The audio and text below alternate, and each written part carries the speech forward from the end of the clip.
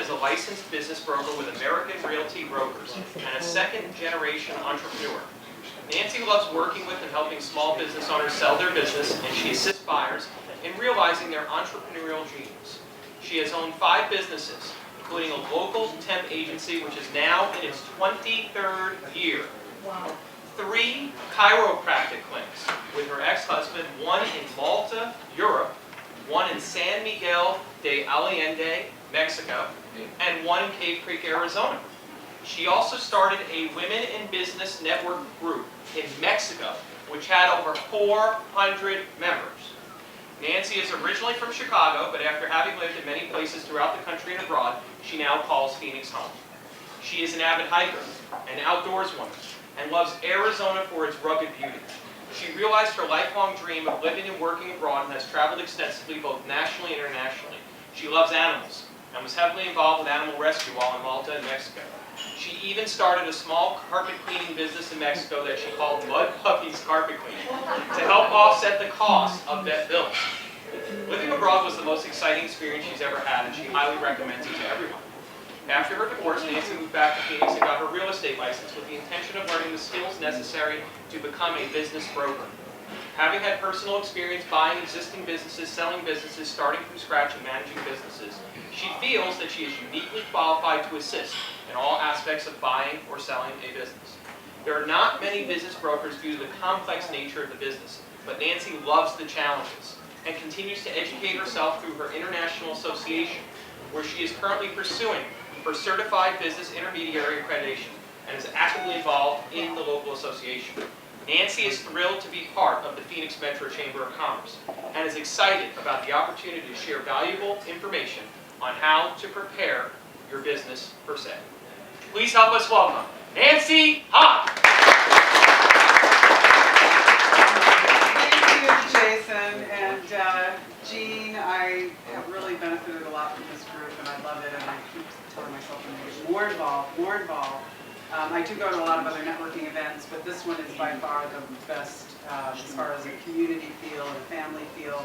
I've gotten to know a lot of you, and I'm starting to work with a lot of you, and you are helping me with my business.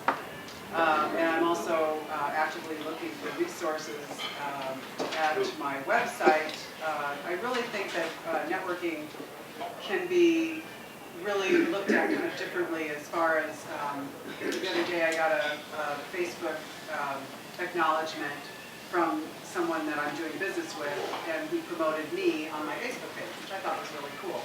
And then also on LinkedIn you can do that, and then maybe have a spot on your website where you can showcase your resources. So there's all kinds of other ways we can network. But I am just really thrilled to be here today. Thank you. And sponsoring is really inexpensive, and it's really good advertising. So I definitely sponsor. I took this opportunity really to partly tell you about myself, but Jason. So a little bit, it will be a little bit redundant.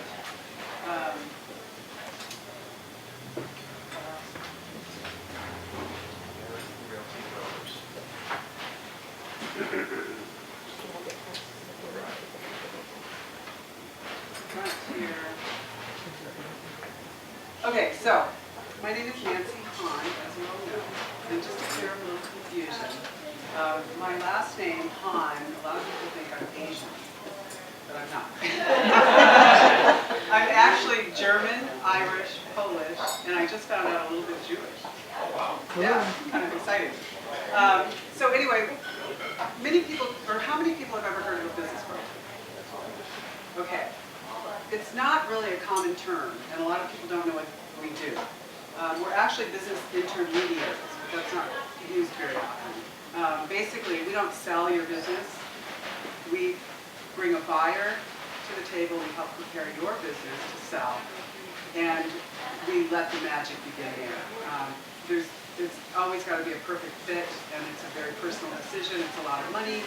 So I just help prepare sellers to really position themselves to show their best side, because statistically, only 30% of businesses sell, which is really not very many. And I've known a lot of businesses that have not sold because they have just, well, there's just so many barriers that present themselves. And a lot of times what I see is people at the end of their careers as an entrepreneur, they're ready to retire, maybe they're sick. Some reason is forcing them to sell that day.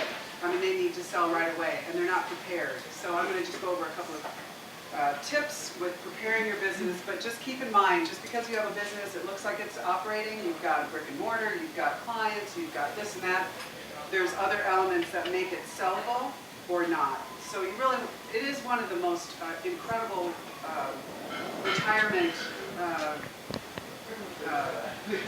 opportunities that you have. So you really need to keep a very good eye on what you're doing with your business. And then what makes my job challenging is only 2% of buyers buy. So if I have a listing out on the internet and I have buyers calling, most of them are tire kickers.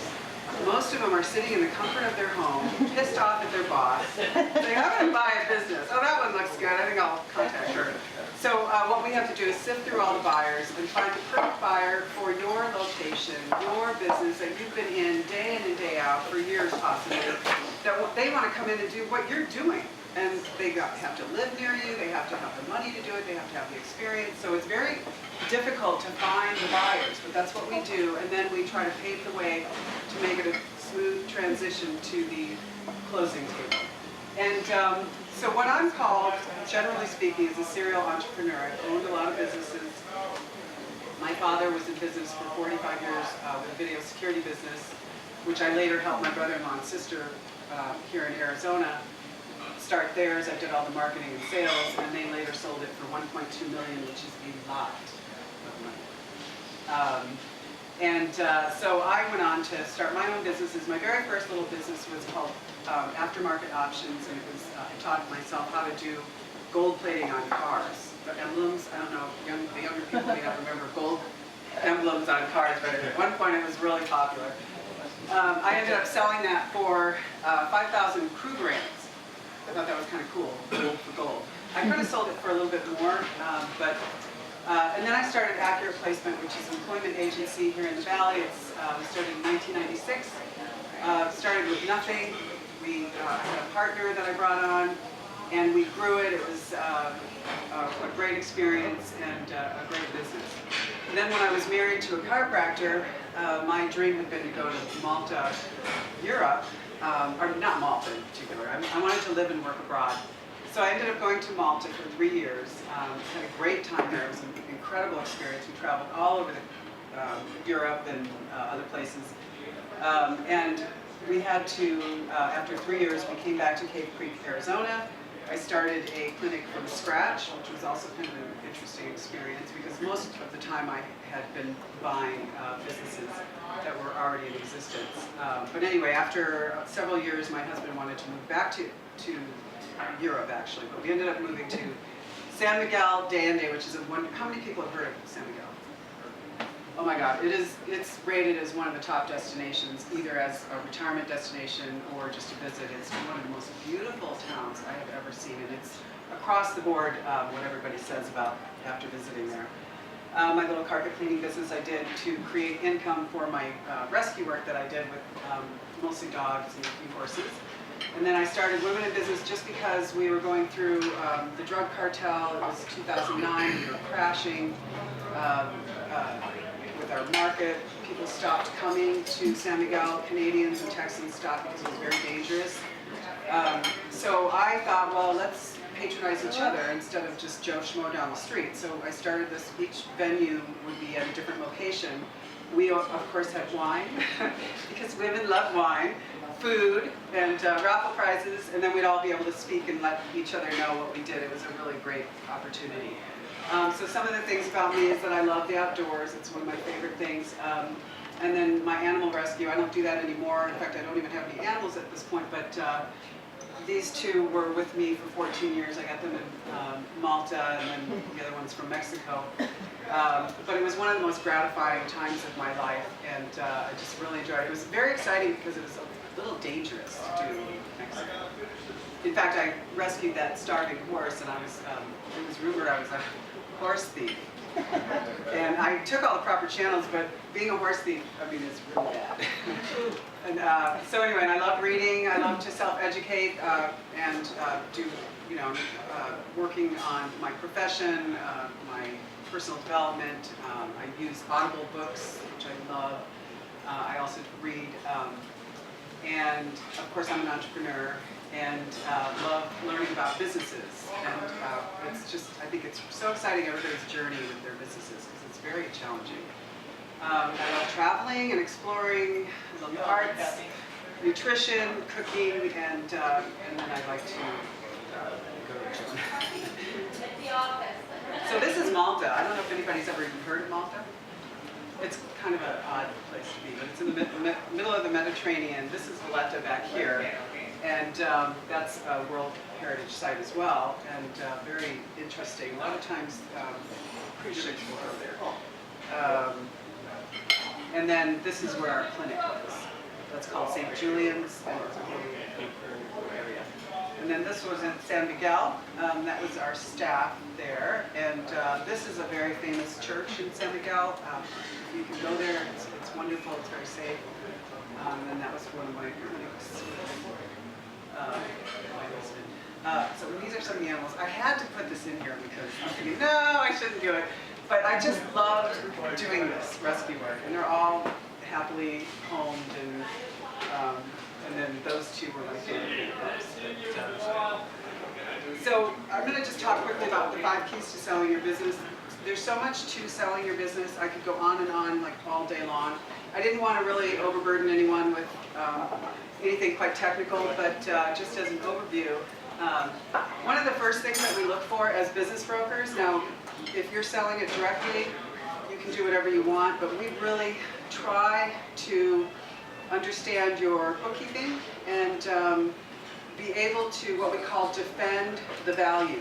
So we have a certain system that we use, and in the end, when the buyer comes to the closing table, they need to know that they're going to make X amount of money.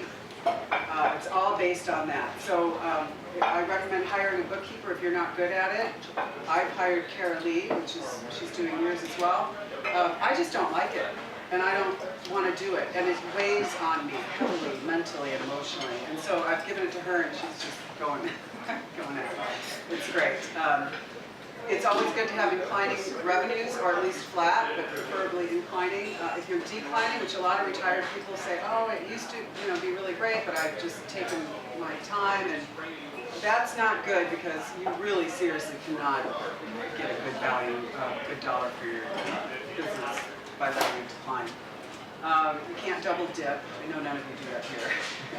But the smaller heavy cash type businesses, they often will, not show all their revenue, but then they want what they think it's worth, because they really, theoretically they make all this other money, and that's a whole other story. But that happens quite a bit, and so you can't double dip. Tax returns, we do look at revenue for tax returns, and then your P&Ls, we do what's called add-backs, and those are things that are either one-time expenses that occurred in the year before, or whatever, 3 years typically is what we look at, and things that are like, 5 cell phones that you run through the business, but they're really your kids, so we do that. Those are very subjective, so I try to stay within a reasonable range. If a bank is going to fund, they want to know that you're not putting everything in the kitchen sink back into the profit, is what it's doing, is adding to the profit. So just to let you know, a lot of people don't know this, and this is really important. And I've seen a lot of different people state a lot of different things. But across the country, the average multiple that you will use when you come up with that net cash flow, which is called seller's discretionary earnings or owner's benefit, that includes interest, amortization, depreciation, owner's salary. At the end of it, you take 2 to 2.5 multiple. Now, it can be different. It could be 1 if it's really a bad business, or it could be 3 or more if it's high tech, and but across the board, it's 2.33. So if you're looking at revenues and doing multiples, don't. Look at cash flow. We need cash flow to be able to exist, and we're not going to pay you unless we can get a cash flow back. That's going to support our needs, our family needs, and our debt So that is just a good rule of thumb. Another one that I run across often is sometimes people think, oh, I want to sell, but they don't have motivation. And you have to have motivation. In fact, that's one of the first things that you want to ask when you're looking at buying a business. How motivated is the seller? Because it is not easy to sell. You have to do a lot of work, and it's emotional. This is your baby, you've been with it for years, your clients, I mean, you're just going through all this stuff, and if you don't have a really good reason to leave your business, don't really think about it, unless you want to just start another business. But you really have to think about your own personal motivation. And then expectation is what we do when I come to a meeting with a business seller, is I want to find out, like, what do they think it's worth? So a lot of people will say, well, I think it's worth 1.6 million. And I'll say, well, where did you get that number? Well, I don't know, I just, I figured this and that. So when we do an analysis and we really look at what the value of your business is, and you don't agree, and you're way over here, it's not like a house. You just won't have any activity, and it'll be a waste of everybody's time if you're not willing to come down. But the interesting thing about selling a business is you can't determine the price no matter how much you think it's worth what you think it is. I can't really determine the price. The market determines the price. You have to find a buyer that's willing to pay you what you want, and that is the price and the value of that business. And like I said, it normally is around 2.33. So a couple of things to keep in mind when selling your business, or thinking about selling your business, and actually you should be doing this from day one. And I struggle with this. I'm doing it myself. I'm a business owner. Jason is a business owner. We're all business owners. And we often work all the time. That's just the way it is. But if you implement systems and processes, it takes more time up front. You're already working crazy hours. But it will make your business more sellable, and it'll make it easier for you. We call it a franchise model. Look at the way a franchise is set up and try to emulate that model, and then you'll be really set to sell. Employees, if you are the business, you're not very sellable, I'm sorry, because especially if you have less than, say, like a $70,000 or even $100,000 income, because basically you're asking somebody to come and be you and earn $70,000 and give you, $200,000. I mean, that's not what people are looking for. We have a lot of job opportunities right now, so we're not looking to pay to have our own business for a salary of $70,000. So if you can build your business model so that you have a front office person, that you have everybody that is actually, doing the other things set up, you will have more strength when you go to sell, and also it'll give you a little bit better quality of lifestyle, even though employees are tough. And everybody across the board says that I want to get out of this because of employees. So that is another challenge in and of itself. But if you have systems, they know what they're doing, and they will follow these, and it makes it a lot easier.